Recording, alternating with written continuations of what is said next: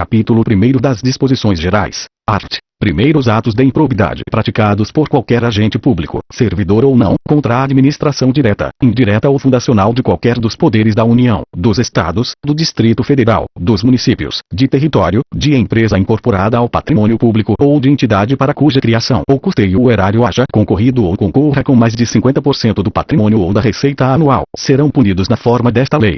Parágrafo único. Estão também sujeitos às penalidades desta lei os atos de improbidade praticados contra o patrimônio de entidade que receba subvenção, benefício ou incentivo, fiscal ou creditício, de órgão público bem como daquelas para cuja criação ou custeio o erário haja concorrido ou concorra com menos de 50% do patrimônio ou da receita anual, limitando-se, nestes casos, a sanção patrimonial à repercussão do ilícito sobre a contribuição dos cofres públicos. Art. Segundo, reputa-se agente público, para os efeitos desta lei, todo aquele que exerce, ainda que transitoriamente ou sem remuneração, por eleição, nomeação, designação, contratação ou qualquer outra forma de investidura ou vínculo, mandato, cargo, emprego ou função nas entidades mencionadas no artigo anterior. Art.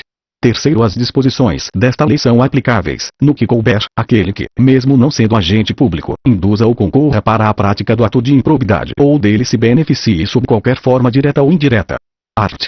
Quarto, os agentes públicos de qualquer nível ou hierarquia são obrigados a velar pela estrita observância dos princípios de legalidade, impessoalidade, moralidade e publicidade no trato dos assuntos que lhes são afetos. Art. Quinto, ocorrendo lesão ao patrimônio público por ação ou omissão, dolosa ou culposa, do agente ou de terceiro, dar-se-á o integral ressarcimento do dano. Art. Sexto, no caso de enriquecimento ilícito, perderá o agente público ou terceiro beneficiário os bens ou valores acrescidos ao seu patrimônio. Art. Sétimo, quando o ato de improbidade causar lesão ao patrimônio público ou ensejar enriquecimento ilícito, caberá à autoridade administrativa responsável pelo inquérito representar ao Ministério Público para a indisponibilidade dos bens do indiciado. Parágrafo único. A indisponibilidade a que se refere o caput deste artigo recairá sobre bens que assegurem o integral ressarcimento do dano, ou sobre o acréscimo patrimonial resultante do enriquecimento ilícito. Art. Oitavo, sucessor daquele que causar lesão ao patrimônio público ou se enriquecer ilicitamente está sujeito às cominações desta lei até o limite do valor da herança. Capítulo 2 dos atos de improbidade administrativa, seção I dos atos de improbidade administrativa que importam enriquecimento ilícito. Art. 9, constitui ato de improbidade administrativa, importando o enriquecimento ilícito ao ferir qualquer tipo de vantagem patrimonial indevida em razão do exercício de cargo, mandato, função, emprego ou atividade nas entidades mencionadas no art.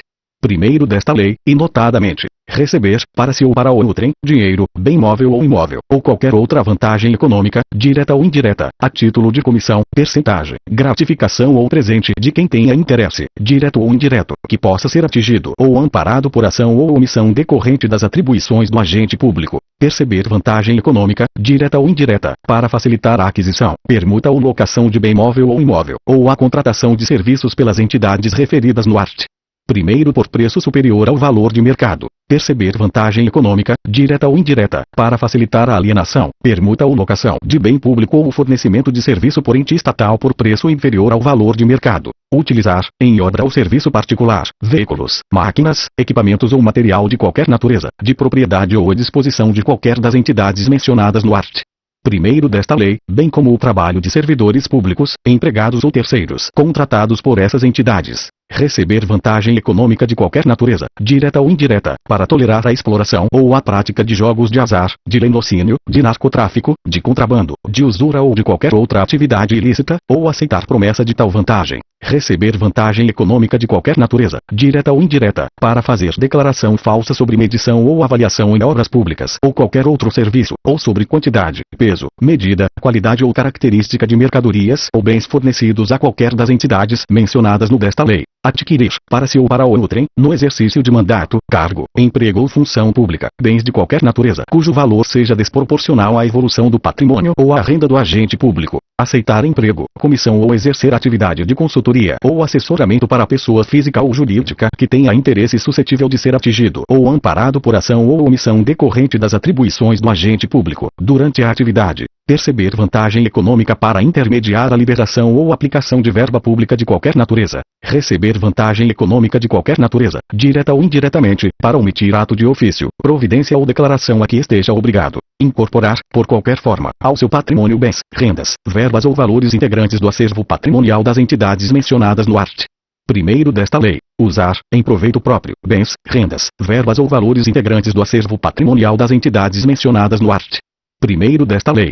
Seção I dos atos de improbidade administrativa que causam prejuízo ao erário. Constitui ato de improbidade administrativa que causa lesão ao erário qualquer ação ou omissão, dolosa ou culposa, que enseje perda patrimonial, desvio, apropriação, malbaratamento ou dilapidação dos bens ou haveres das entidades referidas no desta lei, e notadamente, facilitar ou concorrer por qualquer forma para a incorporação ao patrimônio particular, de pessoa física ou jurídica, de bens, rendas, verbas ou valores integrantes do acervo patrimonial das entidades mencionadas no desta lei. Permitir ou concorrer para que pessoa física ou jurídica privada utilize bens, rendas, verbas ou valores integrantes do acervo patrimonial das entidades mencionadas no desta lei, sem a observância das formalidades legais ou regulamentares aplicáveis à espécie. Doar à pessoa física ou jurídica bem como ao ente despersonalizado, ainda que de fins educativos ou assistências, bens, rendas, verbas ou valores do patrimônio de qualquer das entidades mencionadas no desta lei, sem observância das formalidades legais e regulamentares aplicáveis à espécie. Permitir ou facilitar a alienação, permuta ou locação de bem integrante do patrimônio de qualquer das entidades referidas no desta lei, ou ainda a prestação de serviço por parte delas, por preço inferior ao de mercado.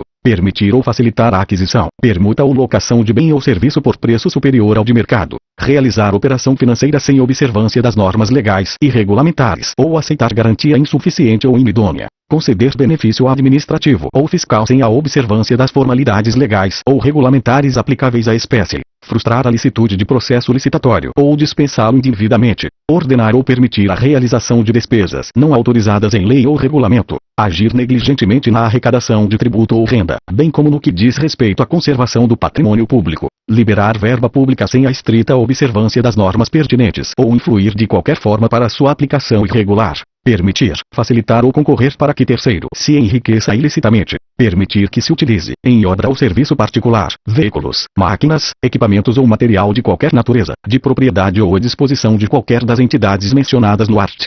Primeiro desta lei, bem como o trabalho de servidor público, empregados ou terceiros, contratados por essas entidades.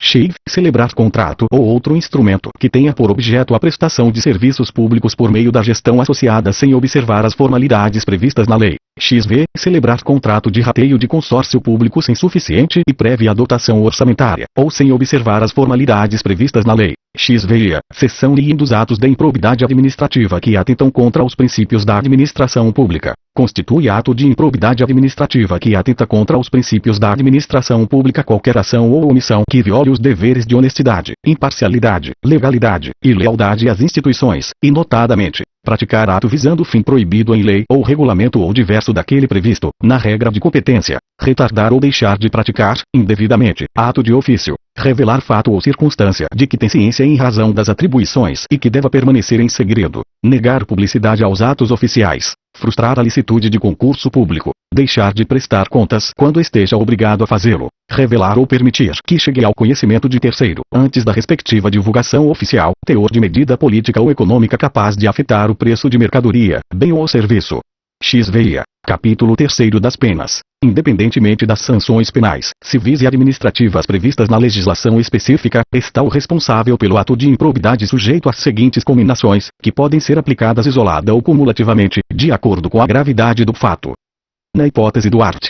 9. Perda dos bens ou valores acrescidos ilicitamente ao patrimônio, ressarcimento integral do dano, quando houver perda da função pública, suspensão dos direitos políticos de 8 a 10 anos, pagamento de multa civil de até 3 vezes o valor do acréscimo patrimonial e proibição de contratar com o poder público ou receber benefícios ou incentivos fiscais ou creditícios, direta ou indiretamente, ainda que por intermédio de pessoa jurídica da qual seja sócio majoritário, pelo prazo de 10 anos. Na hipótese do ressarcimento integral do dano, perda dos bens ou valores acrescidos ilicitamente ao patrimônio, se concorrer a esta circunstância, perda da função pública, suspensão dos direitos políticos de 5 a 8 anos, pagamento de multa civil de até 2 vezes o valor do dano e proibição de contratar com o poder público ou receber benefícios ou incentivos fiscais ou creditícios, direta ou indiretamente, ainda que por intermédio de pessoa jurídica da qual seja sócio majoritário, pelo prazo de 5 anos. Na hipótese do ressarcimento integral do dano, se houver perda da função pública, suspensão dos direitos políticos de 3 a 5 anos, pagamento de multa civil de até 100 vezes o valor da remuneração percebida pelo agente e proibição de contratar com o poder público ou receber benefícios ou incentivos fiscais ou creditícios, direta ou indiretamente, ainda que por intermédio de pessoa jurídica da qual seja sócio majoritário, pelo prazo de 3 anos.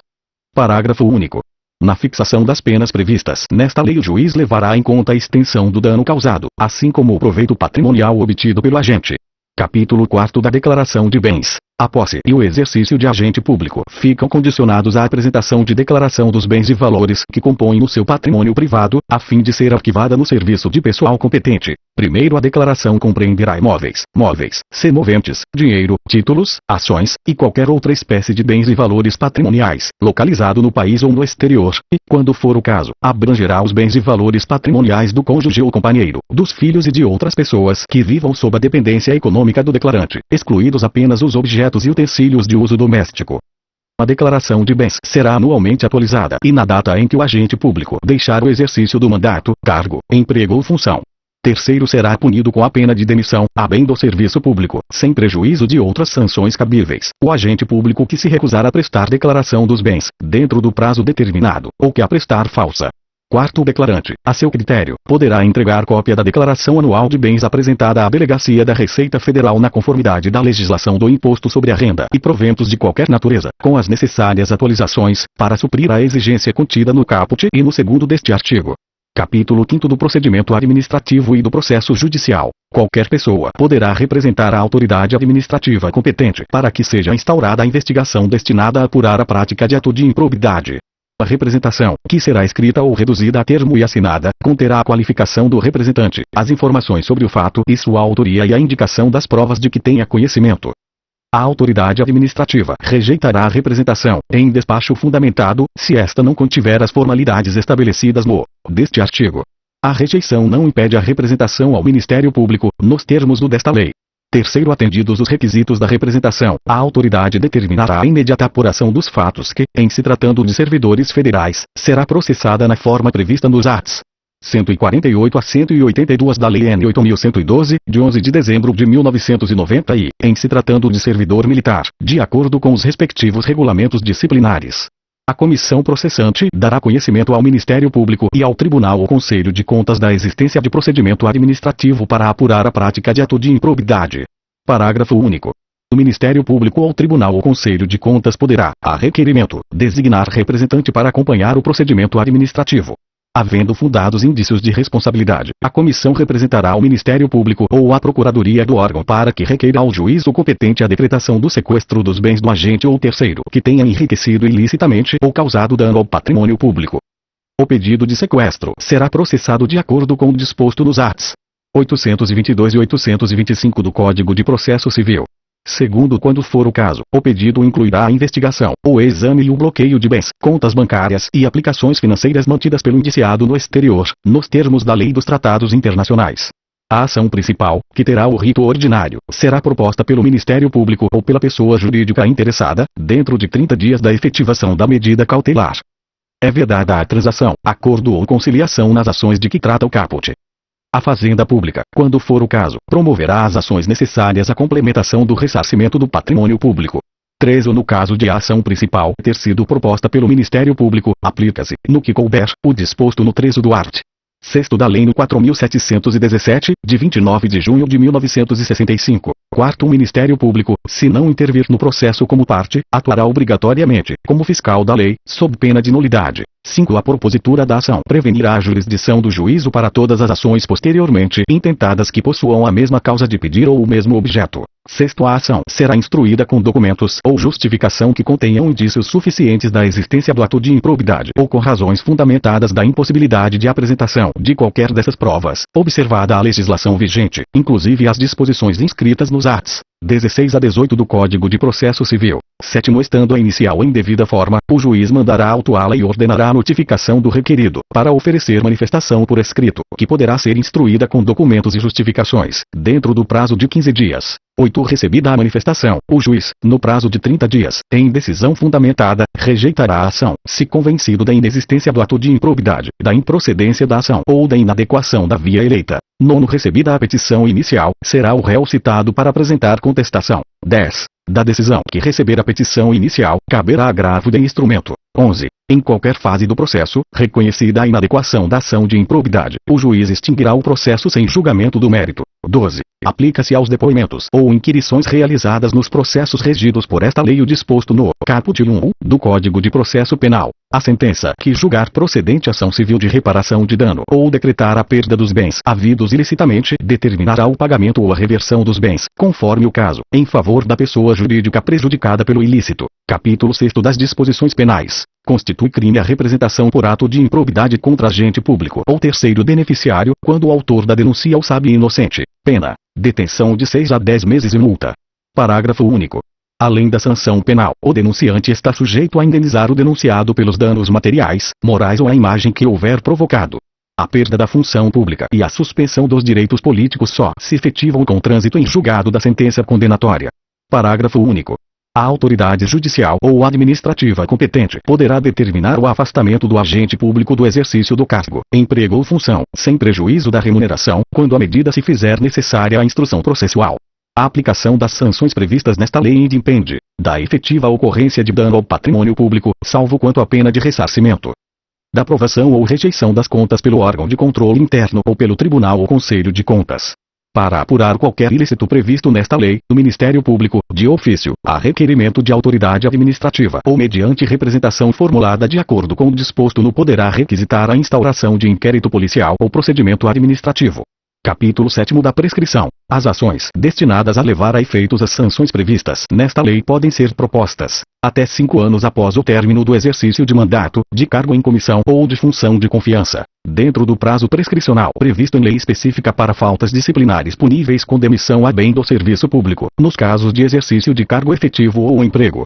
Capítulo 8 das Disposições Finais. Esta lei entra em vigor na data de sua publicação. Ficam revogadas as leis NS 3.164, de 1º de junho de 1957, e 3.502, de 21 de dezembro de 1958 e demais disposições em contrário. Rio de Janeiro, 2 de junho de 1992, 171 da Independência e 104 da República. Fernando Collor Célio Borja. Este texto não substitui o publicado no DOU de 3 de junho de 1992.